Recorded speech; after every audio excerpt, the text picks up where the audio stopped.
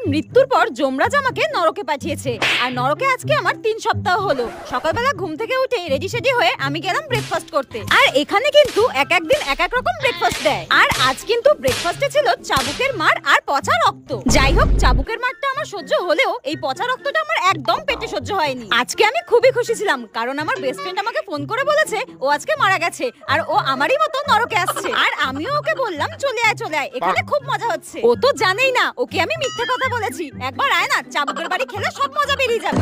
আর যেতে যেতে হঠাৎ আমার রিমঝিমের সঙ্গে দেখা। ওর আজকে শাস্তি শেষ হয়ে যাচ্ছে আর ও আমাকে বলল টাটা, আমি নরক থেকে বিদায় নিচ্ছি। পরের জন্মে আমাকে যমরাজ বলেছে কুকুর বানাবে। আর আমি বললাম কেন, তোকে কুকুর বানাবে কেন, মানুষ বানাবে না? তখন রিমঝিম বলল না না, আমি আর মানুষ হতে চাই না। মানুষের জীবন অনেক কষ্টের, এর থেকে কুকুর হয়ে জন্মানোই ভালো। ঘুমাও, খাও দাও আর পাহারা দাও, আমার তো খুব মজা হচ্ছে, টাটা। তারপর আমি দেখলাম যমরাজ আমার জন্য ফুটন্ত তেল রেখেছে আর আমাকে গরম তেলে